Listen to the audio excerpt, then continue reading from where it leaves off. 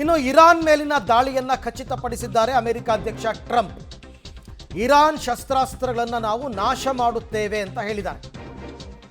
Iran ಗೊಡ್ಡು ಬೆದರಿಕೆಗೆಲ್ಲ ನಾವು ಹೆದರಲ್ಲ, ನಾವು ಅವರ ಶಸ್ತ್ರಾಸ್ತ್ರಗಳನ್ನು ನಾಶ ಮಾಡೇ ಮಾಡ್ತೀವಿ. ಅಮೆರಿಕ ಅಧ್ಯಕ್ಷ ಡೊನಾಲ್ಡ್ ಟ್ರಂಪ್ ಯುದ್ಧ ಮಾಡಲೇಬೇಕು ಅಂತ ತುದಿಗಾಲಲ್ಲಿ ನಿಂತಿದ್ದ ವ್ಯಕ್ತಿ ಇರಾನ್ ಮೇಲಿನ ದಾಳಿಯನ್ನು ಖಚಿತಪಡಿಸಿದ್ದಾರೆ. ಹೌದು, ನಾವು ದಾಳಿ ಮಾಡಿದ್ದೇವೆ ಅಂತ. ಇರಾನ್ ಶಸ್ತ್ರಾಸ್ತ್ರಗಳನ್ನು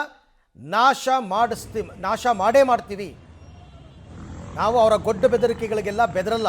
ಡೊನಾಲ್ಡ್ ಟ್ರಂಪ್ ಮೇಲಿಂದ ಮೇಲೆ ಡೊನಾಲ್ಡ್ ಟ್ರಂಪ್ ಎಚ್ಚರಿಕೆಗಳನ್ನ ಕೊಡ್ತಾನೇ ಬಂದರು, ಯುದ್ಧ ಸಿದ್ಧತೆಗಳನ್ನು ಮಾಡ್ತಾನೇ ಬಂದರು. ಅಮೆರಿಕದ ಯುದ್ಧ ನೌಕೆಗಳನ್ನು ಸುತ್ತಮುತ್ತ ತಂದು ನಿಲ್ಲಿಸಿದ್ರು, ಯುದ್ಧ ವಿಮಾನಗಳನ್ನ ತಂದು ನಿಲ್ಲಿಸಿದ್ರು. ಎಷ್ಟೇ ಎಚ್ಚರಿಕೆಗಳನ್ನ ಕೊಟ್ಟರು ಕೂಡ ಇರಾನ್ ಅದ್ಯಾವುದಕ್ಕೂ ತಲೆ ಕೆಡಿಸ್ಕೊಳ್ಳಿಲ್ಲ. ಹಾಗಾಗಿ ಯುದ್ಧ. ಈ ಬಗ್ಗೆ ಮತ್ತಷ್ಟು ಮಾಹಿತಿ ನನ್ನ ಕೊಲೀಗ್ ಶಬೀರ್ ಅವರಿಂದ ಪಡ್ಕೊಳ್ಳೋಣ. ಶಬೀರ್, ಈಗ ಡೊನಾಲ್ಡ್ ಟ್ರಂಪ್ ಕೂಡ ಇರಾನ್ ಮೇಲಿನ ದಾಳಿಯನ್ನು ಖಚಿತಪಡಿಸಿದ್ದಾರೆ. ಅಲ್ಲಿಗೆ ಈ ಸರ್ತಿ ಶತಾಯಗತಾಯ ಏನಾದರೂ ಒಂದು ಆಗಲೇಬೇಕು, ಡಿಸೈಡ್ ಆಗಲೇಬೇಕು, ಆ ಮಟ್ಟಕ್ಕೆ ಯುದ್ಧ ಹೋಗ್ಬೋದಾ ಅಂತ?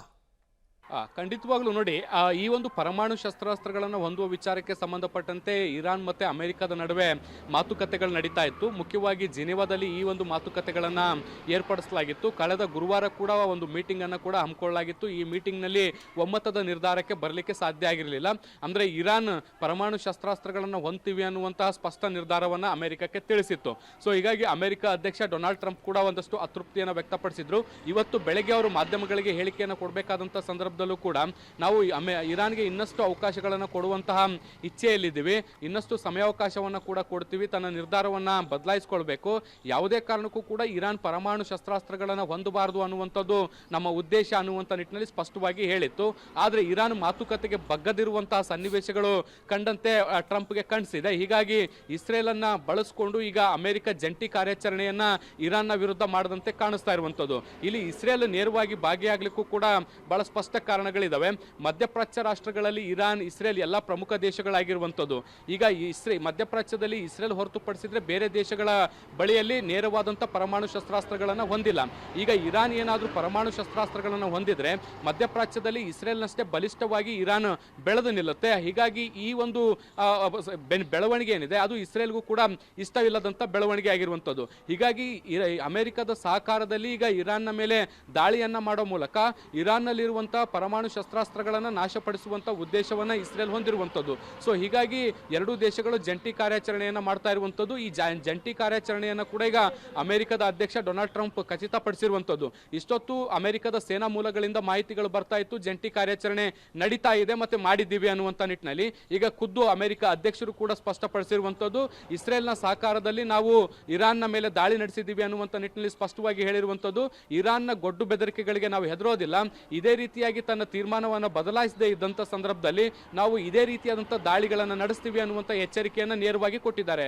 ಅರವಿಂದ್, ರೈಟ್, ಹಾಗೆ ಸಂಪರ್ಕದಲ್ಲಿ ಶಬೀರ್, ನಿಮ್ಮ ಜೊತೆ ಮತ್ತೆ ಮಾತನಾಡ್ತೀನಿ. ಇನ್ನು ಈಗಷ್ಟೇ ಯುದ್ಧ ಆರಂಭ, ಮೊದಲ ಹಂತದ ದಾಳಿ ಇಸ್ರೇಲ್ನಿಂದ ಆಗಿರ್ತಕ್ಕಂಥದ್ದು. ಗೊತ್ತಿಲ್ಲ ಮುಂದಿನ ದಿನಗಳಲ್ಲಿ ಯುದ್ಧ ಯಾವ ರೀತಿ ಇದು ಡೆವಲಪ್ ಆಗ್ತಾ ಹೋಗುತ್ತೆ, ಯಾವ್ಯಾವ ರಾಷ್ಟ್ರಗಳು ಇರಾನ್ಗೆ ಸಪೋರ್ಟ್ ಮಾಡ್ತಾರೆ. ಇಸ್ರೇಲ್ನಿಂದ ಆಪರೇಷನ್ ಸಿಂಹಗರ್ಜನೆ, ಇರಾನ್ ಮೇಲಿನ ಕಾರ್ಯಾಚರಣೆಗೆ ಸಿಂಹಗರ್ಜನೆ ಅಂತ ಹೆಸರಿಟ್ಟಿದೆ ಇಸ್ರೇಲ್. ಸೊ ಆಪರೇಷನ್ ಸಿಂಹಗರ್ಜನೆಯನ್ನು ಇಸ್ರೇಲ್ ಆರಂಭ ಮಾಡಿದೆ. ಸೊ ಇಸ್ರೇಲ್ ಜೊತೆಗೆ ಕೈ ಜೋಡಿಸಿರ್ತಕ್ಕಂಥದ್ದು ಅಮೆರಿಕ. ಇಬ್ಬರ ಉದ್ದೇಶನೂ ಒಂದೇ, ಇರಾನ್ ಯಾವುದೇ ಕಾರಣಕ್ಕೂ ಪರಮಾಣು ಶಸ್ತ್ರಾಸ್ತ್ರಗಳನ್ನು ಹೊಂದಬಾರದು, ಮಧ್ಯಪ್ರಾಚ್ಯದಲ್ಲಿ ಇಸ್ರೇಲ್ನಷ್ಟು ಪ್ರಭಾವಿಯಾಗಿ ಇರಾನ್ ಬೆಳೆಯಬಾರದು ಅನ್ನುವಂಥದ್ದು.